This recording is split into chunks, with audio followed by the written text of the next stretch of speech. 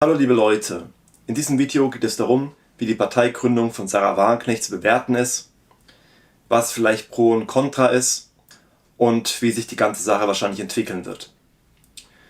Gucken wir uns dafür jetzt erst einmal ein paar Ausschnitte an von Sarah Wagenknecht, die darauf hindeuten, wie es in Zukunft weitergehen wird.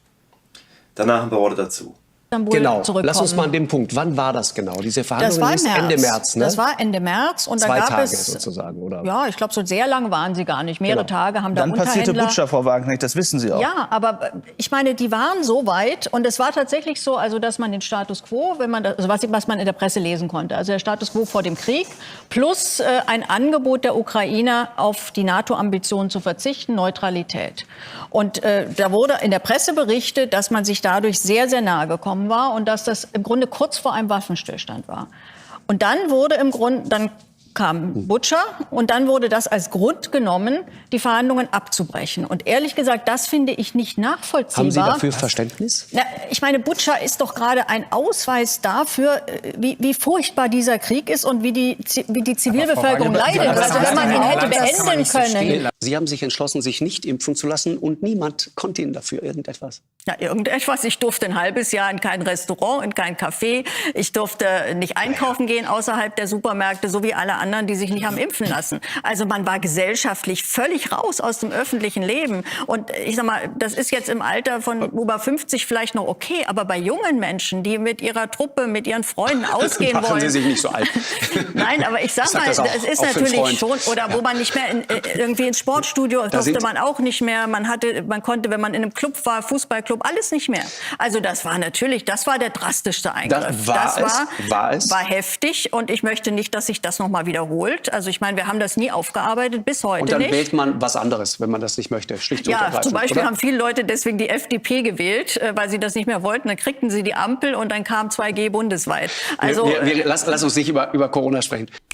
Bewegung kam in die Sache eigentlich erst im Februar diesen Jahres. Da präsentierte der Star-Journalist und Pulitzer-Preisträger Seymour Hersh mit Verweis auf eine anonyme Quelle einen ziemlich detaillierten und ausführlichen Bericht über das, was im Vorfeld und Umfeld des Anschlags geschehen sein könnte. Die Quintessenz seiner Recherche war, US-Marinetaucher hätten im Juni 2022 bei einer vom Weißen Haus angeordneten und von der CIA geplanten verdeckten Operation mithilfe Norwegens Sprengsätze an den Gaspipelines angebracht. Die Sprengsätze seien dann im September ferngezündet worden.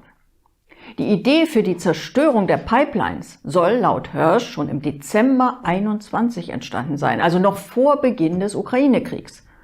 Unser Bundeskanzler gab zwar immer noch vor, überhaupt keine Kenntnisse zu haben, wer den Anschlag verübt haben könnte, aber eines wusste er immerhin schon, wer es garantiert nicht gewesen ist. Wir haben sehr viele Untersuchungen, über die auch öffentlich berichtet worden ist, gesehen. Und der Generalbundesanwalt ist sehr intensiv hinterher, die Sache aufzuklären. Und die Theorie, dass das die Amerikaner waren, ist eine, für die es keinerlei Indizien gibt, um es sehr klar zu sagen. Nun ja, also Belege gibt es wahrscheinlich wirklich nicht, aber keinerlei Indizien? Wie 30 Jahre später öffentlich bekannt wurde, billigte der damalige US-Präsident Reagan höchstpersönlich Anfang 1982 einen Plan, das Pipeline-Projekt durch von der CIA geschmuggelte und manipulierte Technik zu sabotieren. Im Sommer 1982 wurde von amerikanischen Satelliten dann auch ein riesiger Feuerball in der Nähe eines russischen Gasfeldes registriert. Eine der größten Gaspipelines der Sowjetunion war in die Luft geflogen und Ursache war die durch die CIA eingefädelte Lieferung fehlerhafter Software für die Pipeline-Steuerung. Und ähnlich wie bei Nord Stream handelte es sich zwar formal um einen Anschlag auf russisches bzw. damals sowjetisches Eigentum, aber das primäre Ziel, das hat sie deutlich gemacht, bestand keineswegs darin, dem damaligen Klassenfeind zu schaden, sondern das primäre Ziel war, in den Worten der Washington Post, to block Western Europe from importing Soviet natural gas, also Westeuropa daran zu hindern, sowjetisches Gas zu importieren. Und dahinter standen und stehen vor allem wirtschaftliche Gründe. Billige Energie die nur Russland liefern konnte, drohte aus Sicht von Übersee europäischen Unternehmen wichtige Standortvorteile zu verschaffen, und das lag selbstredend nicht im Interesse ihrer US-Konkurrenz. Ganz abgesehen davon, dass eine Zusammenarbeit von Europa und Russland von Washington seit jeher als machtpolitische Herausforderung angesehen und auch deshalb bekämpft wurde. Was ist auffällig in den Ausschnitten und generell? Sarah Wagenknecht kann sehr gut erklären, sie hat ein sehr großes Hintergrundwissen, bereitet sich inhaltlich gut vor und es ist auf eine Art und Weise, trägt sie es vor, dass die Leute es verstehen und man ihr auch gern zuhört. Aus dem Grund sehr wahrscheinlich sorgt sie für hohe Quoten und sie wird sehr oft in Talkshows eingeladen. Im Gegensatz zu AfD-Vertretern. Das heißt, wenn man sich das jetzt anguckt, wenn man jetzt mal ein Pro und Contra aufstellt, Sarah Wagenknecht im Hinblick auf das Allgemeinwohl, also das Allgemeinwohl in Deutschland und auch auf der ganzen Welt, dann denkt man jetzt erstmal, ja, das ist doch perfekt. Was sind aber die Schattenseiten? Erstens wertet sie natürlich die öffentlich-rechtlichen Talkshows auf, durch ihre Auftritte. Und außerdem ist es so, dass sie zwar viel aufklärt, aber viel auch nicht. Und das tut sie sehr wahrscheinlich, um in die Talkshows reinzukommen. Auffällig ist, dass ihr Mann Oscar Lafontaine, der in Bezug auf die USA und die Rolle der USA in den letzten Jahrzehnten noch eine deutlichere Sprache spricht als sie, dass er nicht eingeladen wird. Wobei aber auch Oscar Lafontaine sehr gut erklären kann, sehr gut reden kann, man ihm sehr gerne zuhört. Das heißt, es ist offensichtlich, dass Sarah Wagenknecht einen Preis zahlt und der Preis aus meiner Sicht ist folgender. Zum Ersten diffamiert sie die AfD. Massiv. Und ich denke, wir neigen dazu, uns das schön zu reden. Dann denkt man sich, ja gut, sie ist halt aus der Linkspartei, sie muss das sagen. Und sie sagt es ja auch nicht so schlimm. Und sie meint es wahrscheinlich auch gar nicht so. Ja, ich finde es auch großen Mist, dass eine Partei mit einem eindeutig rechtsextremen Flügel, die mit ihrer Wirtschafts- und Sozialpolitik das Land noch ungerechter machen würde, so viel Zuspruch hat. Aber die Verantwortlichen dafür sitzen nicht in der AfD-Parteizentrale. Wenn man aber genau hinhört und man sich in die Rolle des Zuschauers hineinversetzt, der die AfD nicht kennt, dann kann man es sich nicht schönreden. Weil erstens sagt sie, gerade jetzt jüngst in ihrem Video, allein schon der Titel, Rechtsruck oder Notwehr, dass die AfD in Teilen rechtsextrem ist. Sie liefert dafür aber keinen Grund. Und das Problem ist, wenn man schon sagt in Teilen, dann stellt sich die Frage, warum macht sich der andere Teil mit dem rechtsextremen Teil gemein? Und Rechtsextremismus ist ein schlimmer Vorwurf. Rechtsextremismus bedeutet per Definition, dass man mit Gewalt die Demokratie zerstören will. Und das ist ein dämonisierendes Framing. Das heißt, wenn man sagt, die AfD ist in Teilen rechtsextrem, das bedeutet, dass man sagt, die AfD ist von Dämonen durchsetzt. Und wenn man mit Dämonen gemeinsame Sache macht, dann ist man selbst ein Dämon oder dann ist man selbst nicht vertrauenswürdig. Also das ist schon mal extrem schlimm und schwerwiegend und sie sagt das nicht nur in dem Video, sondern sie sagt das beständig. Natürlich nicht so auffällig, aber doch in regelmäßigen Abständen, auch im Öffentlich-Rechtlichen oder gerade im Öffentlich-Rechtlichen, distanziert sie sich ganz klar von der AfD und framet sie negativ. Und jetzt kommt noch der zweite Vorwurf gegenüber der AfD, der eigentlich noch schlimmer ist, oder jedenfalls nicht weniger schlimm ist. Sie spricht der AfD die Seriosität ab. Also sie legt ganz klar nahe, die AfD hat kein Programm, sie ist keine ernsthafte Alternative. Also sie stellt sich als ernsthafte Alternative hin, die man wählen kann, die seriös ist, und die AfD ist unseriös. Oder es ist nur Protest. Und das klingt jetzt erstmal nicht so schlimm, und man denkt sich, ja gut, wenn man eine eigene Partei gründet, das ist ja redlich. Aber es ist aus meiner Sicht, es ist nur redlich, sich inhaltlich abzusetzen und zu sagen, ja, die AfD ist hier unsozial wegen ABC, ich mache jetzt ABC anders, so und so. Und das ist konkret nicht gut. Aber anderen Parteien die Seriosität abzusprechen, was sagt man damit? Also es ist extrem herabwürdigend, weil es ist eine intellektuelle Beleidigung. Also jeder, der in der AfD aktiv ist, wird herabgesetzt. Intellektuell herabgesetzt. Das Programm ist nichts wert. Es ist dümmlicher Protest. Das heißt, sie unterstützt hier das schlimme Framing. Die AfD ist erstmal rechtsextrem und dumm. Es sind dumme Leute, extremistische Leute, die man nicht ernsthaft wählen kann. Und schlimmer geht's eigentlich gar nicht. Und das Ganze ist ja kein Spaß. Die AfD oder Leute, die der AfD nahestehen, sie werden extrem diffamiert und benachteiligt. Und bei Sarah Wagenknecht ist es so, dass sie eine Art Kronzeugenstatus hat. Das heißt, wenn jetzt Annalena Baerbock sowas sagt, dann wird es weniger ernst genommen von vielen Leuten, als wenn Sarah Wagenknecht es sagt. Weil es ja scheinbar so ist, dass Sarah Wagenknecht eigentlich im Kern die gleiche Position vertritt. Das heißt, die Leute verstehen das Motiv nicht, wieso sie dann Leute, die eigentlich in wichtigen Bereichen die gleiche Position vertreten, dass sie massiv negativ framen. Die Leute verstehen das Motiv nicht, das heißt, sie glauben es. Und sie glauben es gerade Sarah Wagenknecht. Und genau wenn Sarah Wagenknecht es nicht sagen würde, dann wäre wahrscheinlich der Ruf bei der AfD bei sehr vielen besser. Es kommt bei Sarah Wagenknecht hinzu, dass sie zwar viel aufklärt, aber viele Sachen auch nicht erklärt. Und dazu gehören beispielsweise die Vorgänge in der Ostukraine seit 2014. Das Zitat, das ich schon 1000-mal gebracht habe, deren Kinder werden im Bunker leben, und sämtliche ähnliche in die gleiche Richtung gehende Zitate wurden von Sarah Wagenknecht noch nie beleuchtet. Also weder in öffentlich-rechtlichen noch in ihren Videos. Sondern ihre Kritik war allein immer die mit der NATO. Die NATO-Osterweiterung. Aber sie hat auch in die Bresche geschlagen, Putin zu dämonisieren. Also sie sprach auch immer, ja, der Angriff ist natürlich zu 100% unverständlich und zu verurteilen. Also halt verständlich nur in Bezug auf die NATO-Erweiterung. Aber sie hat niemals erklärt, dass die Bevölkerung in der Ostukraine, dass die Referenten schon 2014, dass es eben sehr wahrscheinlich nicht so ist, wie hier nahegelegt durch unsere Medien, durch unsere großen Medien, dass es mit der Pistole am Kopf von den Russen, dass es alles gefälscht ist, sondern dass es der ehrliche Wille der Bevölkerung ist, nicht mehr Teil der Ukraine zu sein.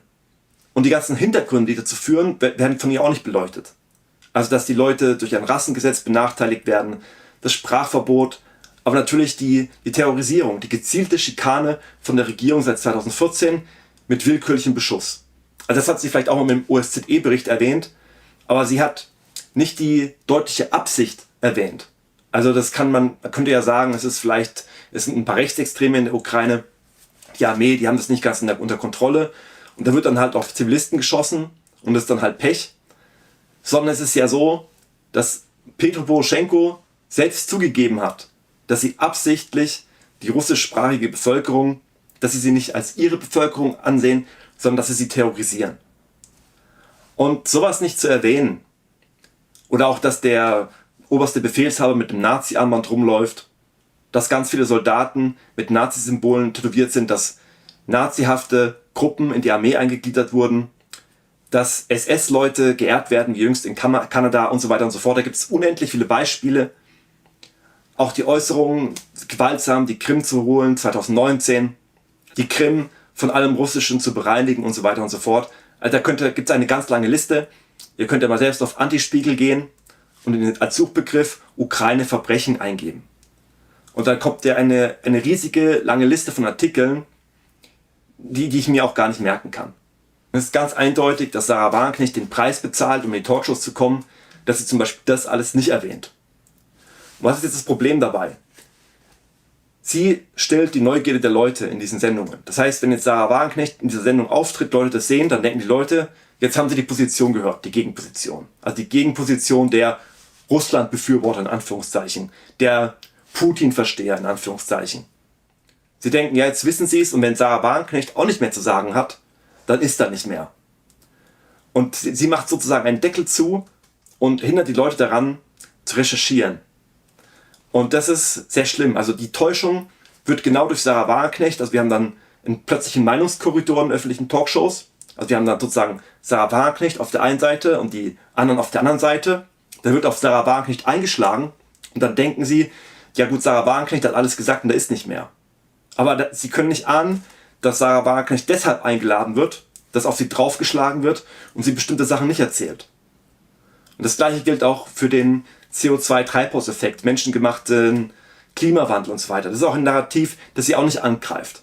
Also beispielsweise mit dem Versatz von 800 Jahren, dass zuerst die Temperatur gestiegen ist und dann das CO2, dass es so rum ist und nicht umgekehrt, was eigentlich schon alles widerlegt. Also dass es halt nahelegt, dass es reine Panikmache ist.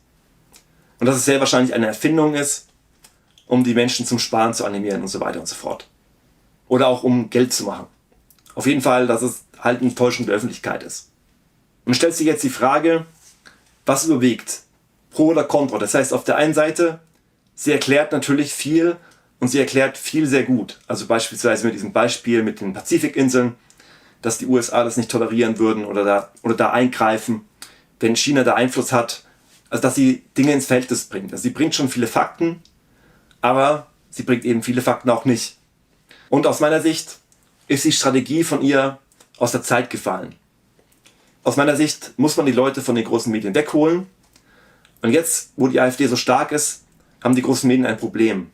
Die AfD, sie hat so viele Prozente, dass es wirklich auffällt, wenn sie nicht eingeladen werden. Das heißt, wenn die Öffentlich-Rechtlichen sie nicht einladen und den Leuten nicht das Gefühl geben, ihr seid jetzt über die AfD informiert, dann recherchieren die Leute selber und gehen ins Internet. Und das ist das, was die großen Medien unbedingt verhindern wollen. Das heißt, man muss jetzt nicht mehr versuchen, in die großen Medien zu kommen, weil die großen Medien haben keine Wahl. Sie müssen die AfD-Vertreter sowieso einladen oder es wird vollkommen offensichtlich, ja, dass sie ihren Auftrag nicht wahrnehmen. Oder dass sie absichtlich die AfD benachteiligen, was die Leute umso argwöhnischer macht. Das heißt, man muss jetzt nicht die großen Medien unbedingt stärken, um irgendwelche Informationen in die Leute zu bringen, weil die großen Medien unter Zugzwang sind. Und was jetzt Sarah Wagenknecht wahrscheinlich auch weitermacht, ist, diese faulen Kompromisse weiterzumachen. Also bestimmte Dinge nicht zu erzählen und sich auch verbal verprügeln zu lassen.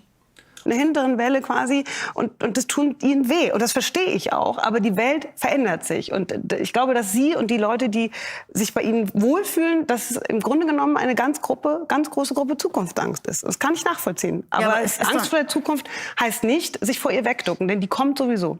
Ja, aber es gibt doch nicht die Zukunft, es gibt verschiedene Zukunftsmöglichkeiten. Aber es ist die Frage, ob sie das richtig einkalkuliert, dass auch wenn sie gute Argumente bringt, wenn sie dauernd negativ geframed wird, das Framing sehr stark wirkt und bei vielen Leuten die Argumente überstrahlt. Also sie denkt wahrscheinlich, die Leute bemerken das, dass sie jetzt hier auf sie draufgeschlagen wird und dann finden sie ganz sympathisch. Aber es wirkt nur bei einem Teil der Leute, sondern ein Teil der Leute denkt, okay, jetzt Sarah Wagenknecht wird verbal von anderen Leuten verprügelt. Es mag logisch klingen, was Sarah Wagenknecht sagt, aber ich habe es nicht verstanden, die anderen werden schon einen Punkt haben und wenn alle gegen Sarah Wagenknecht sind, dann werden die anderen, sie werden schon wissen, warum. Ich habe es noch nicht verstanden oder sie bekommen dann vielleicht auch den Eindruck, dass es doch komisch ist. Also dass vielleicht Sarah Wagenknecht doch nicht recht hat. Aus meiner Sicht ist nicht zu überschätzen, wie viele Leute Mitläufer sind und sich der Mehrheit anschließen, vor allem wenn sie auch nicht das Motiv verstehen, warum sie jetzt alle gegen Sarah Wagenknecht sind. Und es würde dann nur helfen, diese Leute zu entblößen, aber auch genau auf Medienkritik bei Markus Lanz, da verzichtet sie beispielsweise überhaupt in den großen Medien, um weiter eingeladen zu werden. Das ist auch ein fauler Kompromiss, den sie eingeht. Und natürlich das Framing der AfD. Und hier ist natürlich auch zu bedenken, es sind ja Profis. Also wir haben ja diese Propaganda, diese breite Täuschung der Öffentlichkeit im ganzen Westen, das haben wir seit über 100 Jahren. Also eine kollektive Täuschung, dass bei wichtigen Narrativen die Medien gleichförmig sind. Und wenn jetzt diese Profis Sarah Wagenknecht einladen, dann werden sie sich schon überlegt haben, dass die Vorteile überwiegen gegenüber den Nachteilen. Das heißt, was sind die Vorteile? Es geht um US-Geostrategie und Partikularinteressen. Und auch wenn Sarah Wagenknecht denkt, sie geht jetzt in die Talkshows und sie klärt auf und damit läuft sie US-Geostrategie und Partikularinteressen entgegen. Aber die Leute, die bestimmen, wer eingeladen wird, und das sind sehr wahrscheinlich irgendwelche Geheimdienstleute und Generäle, sie sind anscheinend der Ansicht, dass es doch Sinn macht, im Gegensatz zu Oskar Lafontaine und zu AfD-Vertretern, Sarah Wagenknecht immer wieder einzuladen. Und allein das sollte einem zu denken geben, das sollte auch Sarah Wagenknecht zu denken geben. Ihre Strategie aus meiner Sicht ist es, sie denkt sich, sie kann es besser als die AfD-Leute. Die AfD-Leute, sie lassen sich framen und sie denkt, sie ist unframebar. Natürlich, sie ist auch schwer framebar, aber man kann jetzt an den Schlagzeilen erkennen, rechte Sozialistin oder auch bei FAZ Egoistin, sie wird trotzdem einfach geframed. Also sie denkt, sie drückt sich so aus, sie kann nicht geframed werden, aber aus meiner Sicht, sie irrt sich, sie wird trotzdem geframed. Natürlich machen sich die Medien dadurch angreifbar und die Leute sind natürlich argwöhnisch. Und sie hat natürlich recht, sie kann sich sehr gut ausdrücken, sie kann sehr gut erklären, sie hat wirklich sehr gute Auftritte hingelegt, aber trotzdem ist aus meiner Sicht nicht in Ordnung, die Leute, die die gleiche Position vertreten, aber sie auch tatsächlich im Parlament umsetzen können und die jetzt schon 20% haben, jetzt auf diese Leute drauf zu hauen. Und um sich selbst an deren Stelle zu setzen. Also denken, ich kann mich so viel besser ausdrücken als die und nur die Harten kommen in den Garten sozusagen. Also wenn sie sich halt framen lassen, halt Pech gehabt, ich kann mich da nicht vor sie stellen, ich muss sie dann auch zerstören. Sie müssen sich halt besser ausdrücken und sie sind dann einfach zu dumm. Also wenn sie halt, ich bin halt schlauer als die, ich lasse mich nicht framen, die lassen sich framen, Björn Höcke, 180-Grad-Wende, was für ein Amateur, so darf man sich niemals ausdrücken. Ich mache das alles viel besser, ich bin nicht framebar und die haben da halt Pech gehabt. Also da kann ich mich nicht mit aufhalten. Und aus meiner Sicht, das ist schon sehr gewagt zu glauben, dass sie sich jetzt an die Stelle setzt von der AfD und das funktioniert. Weil wenn man jetzt zurückschaut, die AfD hat viel Erfahrung und ist resilient geworden. Also beispielsweise gegen Einfluss von außen, auf Zersetzungsversuche. Die AfD hat ja viel hinter sich. Ein Jörg Meuthen, sie hat die Spaltungsversuche von Jörg Meuthen überlebt. Sie hat sich in ihren Äußerungen professionalisiert und sie hat auch programmatisch ist sie stark aufgestellt, war 2021 von den Medien nicht zu framen. Also in ihren Auftritten waren die AfD-Vertreter aus meiner Sicht so stark, dass sie deshalb nach der Wahl nicht mehr eingeladen wurden. Und jetzt zu denken, aus meiner Sicht, man selbst macht jetzt eine Partei, man haut die andere Partei kaputt, die schon da ist, weil man sich denkt, sich besser ausdrücken zu können, schlechter framebar zu sein. Und diese ganzen professionell gewachsenen Strukturen von über 10 Jahren, sie kaputt zu hauen, das ist aus meiner Sicht nicht angemessen. Das ist ein viel zu hohes Risiko. Und ich finde es persönlich auch nicht gut, Leute, die ehrenhaft versuchen, gute Positionen zu vertreten, die man auch vertritt, in weiten Teilen, diese Leute so fertig zu machen, also sie so negativ zu framen. Das ist ein riesiger Schaden, den sie damit angerichtet hat, bei breiten Teilen der Bevölkerung. Und deswegen ist meine Einstellung sehr ambivalent gegenüber Sarah Wagenknecht, einfach wegen diesem Negativ-Framing gegen die AfD, was keine Nebensache ist aus meiner Sicht, sondern was sehr stark gewirkt hat, was bei vielen Leuten verfangen hat. Sowohl im alternativen Lager als auch bei der breiten Allgemeinheit. Und sie sehr negativ gegenüber der AfD eingestellt hat, was viel wirksamer war, als wenn es die Grünen machen, was vielleicht noch nicht ganz so wirksam war wie von Jörg Meuthen, aber was auch auf jeden Fall Kronzeugenstatus hat. Das finde ich persönlich sehr übel. Dagegen stehen natürlich ihre guten Auftritte im TV, dass sie viele Positionen der Allgemeinheit nahegebracht hat. Wobei aber natürlich auch unklar ist, inwieweit sie verhindert hat, dass die Leute ins Internet gehen und sich die O-Töne angucken. Ist natürlich auch zu sagen, dass auch die AfD-Spitze sich jetzt in Bezug auf die Ostukraine, wo man die Medien hätte zerstören können, 2022 aus meiner Sicht, sich überhaupt nicht mit Ruhm bekleckert hat. Alice Weidel eigene Leute diffamiert hat, die die Referenten beobachten wollten. Auch sie öffentlich lächerlich gemacht hat.